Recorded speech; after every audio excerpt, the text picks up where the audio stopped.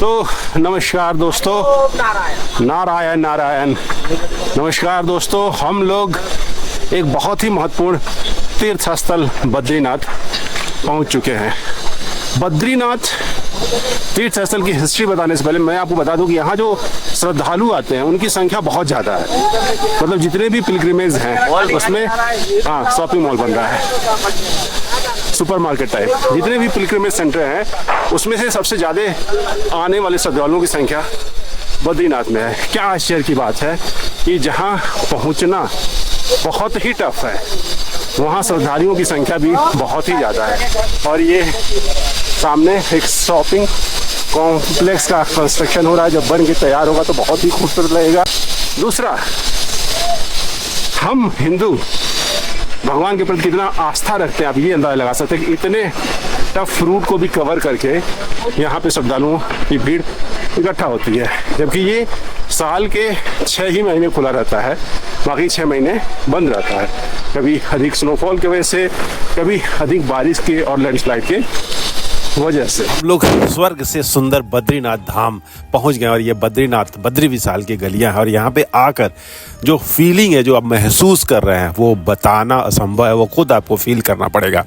जो हिंदुओं के 4 प्रमुख धाम हैं, बद्रीनाथ, आपका द्वारका जो गुजरात में है, रामेश्वरम जो तमिलनाडु में है, और पुरी जो उड़ीसा में है, उसमें से एक है ये बद्रीनाथ धाम। क्या खूबसूरत जगह है, भगवान विष्णु का निवास स्थान।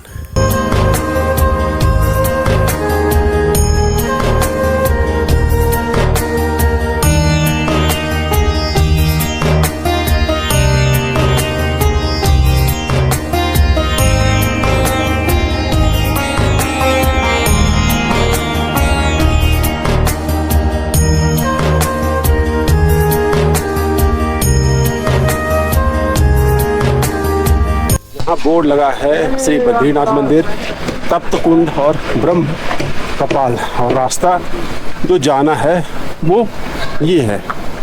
काफ़ी भीड़ भाड़ वाला रास्ता लग रहा है।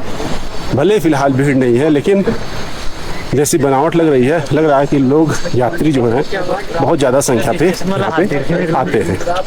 अगर आप विंटर से रिलेटेड कुछ गियर्स नहीं ले पाए हैं तो आप यहाँ आकर परचेज कर सकते हैं। एक्चुअली मौसम बदलता रहता है, तो कब विंटर बहुत बढ़ जाए आपको आइडिया नहीं है। तो ऐसे में यहाँ आकर आप ज़रूरत पड़ती है आपको, यहाँ आकर आप खरीदारी कर सकते हैं।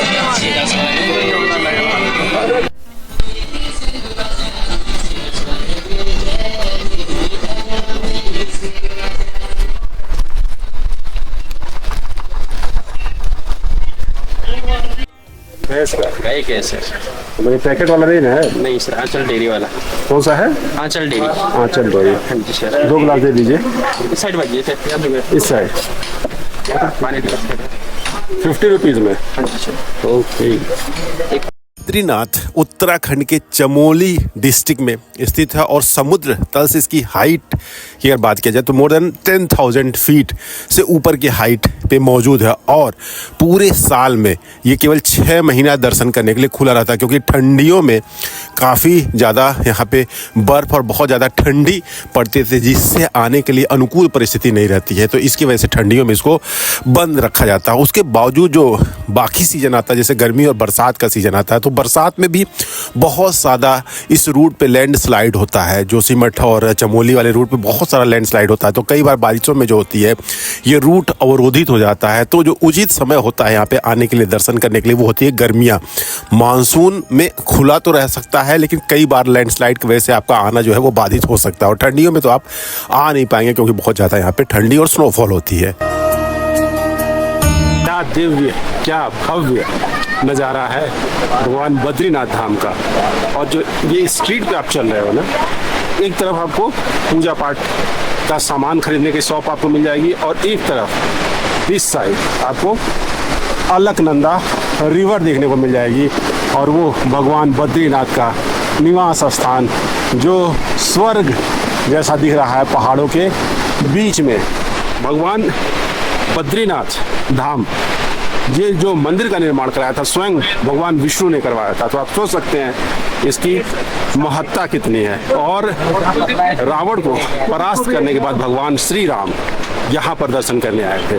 तो आप कितना अद्भुत ये परिसर है, ये प्रांगण है, ये मंदिर है, आप अंदाजा लगा सकते हैं। और मंदिर के ठीक सामने जो बहती हुई कलकल बहती हुई जो अलकनंदा रिवर है वो मन को मोह ले रही है।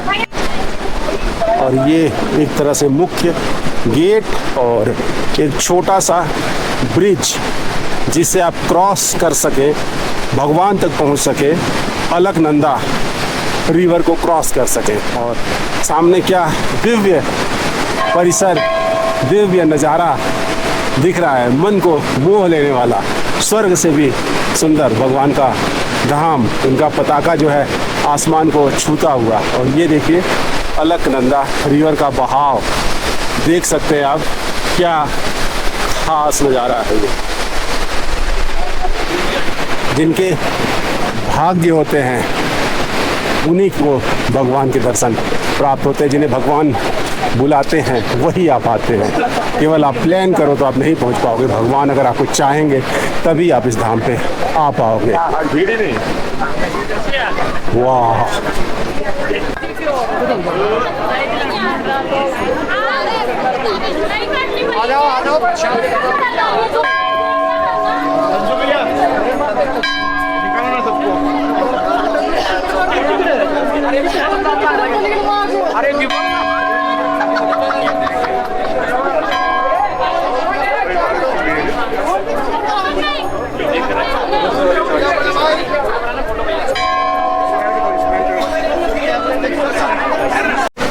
दोस्तों बहुत भाग्य से भगवान बद्रीनाथ के दर्शन प्राप्त होते हैं। बोलते हैं कि भगवान स्वयं जिन्हें बुलाते हैं वही उनके दर पर आ पाते हैं। हमारे आपके चाहने से कुछ नहीं होता है। हमारा बुलावा आया था तो हम यहाँ पे आ गए। कई विपरीत परिस्थितियाँ, रास्ते में रुकावट, लैंडस्लाइड, कई ऐसी बार परिस्थिति बनी कि हम नहीं आ पाएंगे, लेकिन भगवान का बुलावा था तो हमें पहुँचना ही था। और स्वर्ग से सुंदर इस धाम तक हम लोग पहुँच आए हैं। क्या अद्भुत नज़ारा है। माँ अलकनंदा के जस्ट बगल में भगवान बद्रीनाथ निवास कर रहे हैं, भगवान विष्णु निवास कर रहे हैं। चलते हैं अंदर, दर्शन करते हैं और सौभाग्य प्राप्त करते हैं। जय बद्रीनाथ। बद्रीनाथ अलकनंदा नदी के तट पर स्थित है। बोला जाता है विष्णु पुराण, महाभारत, स्कंद पुराण में इस स्थान का वर्णन है और बोला जाता है कि भगवान विष्णु को यह स्थान बहुत पसंद आ गया था, तो उन्होंने डिसाइड किया था भाई हम यहाँ पे तप करेंगे। और उसके लिए वो बाल रूप में आके यहाँ पे रुदन करने लगे। उनके रुदन सुन के जो माँ पार्वती थी वो आई और फिर भगवान विष्णु ने डिमांड किया कि भाई मुझे यहाँ पे रहना है, मुझे अपने तपो स्थान के रूप में इसको चाहिए। और माँ पार्वती ने फिर उनको अलाउ किया, तब से भगवान विष्णु यहाँ पे स्थित है। फाइनली भव्य दिव्य भगवान बद्रीनाथ के दर्शन प्राप्त हुए। जो गर्भगृह है वो काफ़ी खूबसूरत है, मन मोह लेने वाला है। कैमरा अलाउड नहीं था तो अंदर हम लोग कैमरा नहीं ले जा सकते। और ये जो है दिव्य तप्त कुंड जाने का रास्ता है। यहाँ पे रास्ता दिखाने के लिए बोर्ड भी लगा है, जहाँ का पानी अपेक्षाकृत गर्म होता है। यहाँ पे मौसम काफ़ी ठंडा रहता है, तो पानी तो बहुत ज़्यादा ठंडा रहता है, लेकिन तप्त कुंड का जल जो है वो भगवान की कृपा से गर्म रहता है, जिसकी वजह से यहाँ पे आने वाले श्रद्धालु आकर यहाँ पर स्नान करते हैं और स्नान करके जो है भगवान का दर्शन करते हैं। यहाँ पे संदेश है, तप्त कुंड परिसर में साबुन लगाना, कपड़े धोना, दंत मंजन करना दंडनीय अपराध है। जाहिर सी बात है, आप गंदगी फैलाएंगे तो आस्था को हानि होगी। और ये जो आप देख रहे हैं गर्म तप्त कुंड, इसके जल को हम लोग छूते हैं। अच्छा खासा गर्म है यार। ये तप्त कुंड का जो जल है वो नॉर्मल वाला गर्म नहीं है, अच्छा खासा गर्म है। मतलब आप इसमें अगर एंट्री कर गए, थोड़ी देर रुक जाए तो भगवान का आशीर्वाद अगर नहीं रहा तो आप जल भी जाए।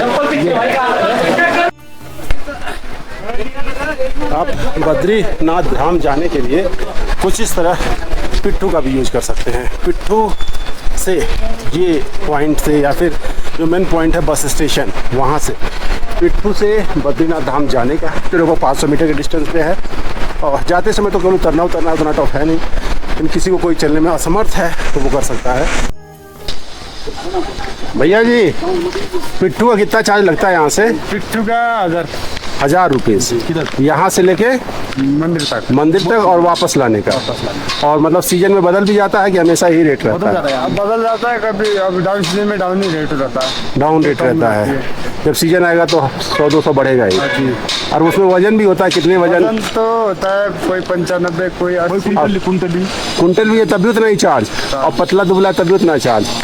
वहाँ पे तुंगनाथ में क्या था, जिसका वजन 90 किलो से ज़्यादा था उसका चार्ज बढ़ जाता था। आप लोग को भी ऐसे ही करना चाहिए, जिसका 90 से ज़्यादा वजन वही वैसे चार्ज बढ़ा देना चाहिए। 8वीं सदी में जो हमारे गुरु शंकराचार्य थे, जो सनातन धर्म के जिन्होंने स्थापना की, वो यहाँ पर सालीग्राम पत्थर से जो है भगवान विष्णु की प्रतिमा का स्थापना किया जाता है। ऐसा माना जाता है कि जो इस ब्रह्मांड में जो 8 स्वयं भगवान विष्णु की उत्पन्न मूर्तियाँ हैं, उसमें से ये एक मूर्ति जो सालीग्राम की मूर्ति भगवान विष्णु की है, बद्री विशाल की है, वो यहाँ पे मौजूद है।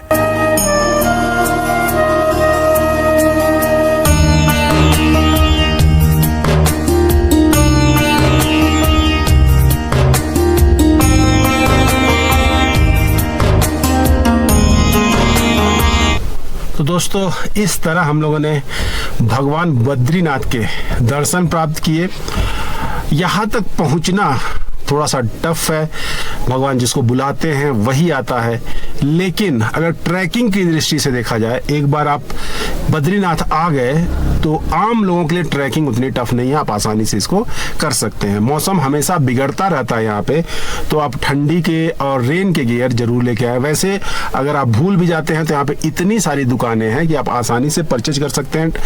ठंडी की तो दुकानें भर भर के हैं, और रेन से बचने के लिए पतला जो पॉलीथीन वाला आता है जैकेट जैसा, वो 100 रुपये में हर जगह मिल जाता है। तो वो टेम्पोररी एक विजिट के लिए वो बढ़िया है।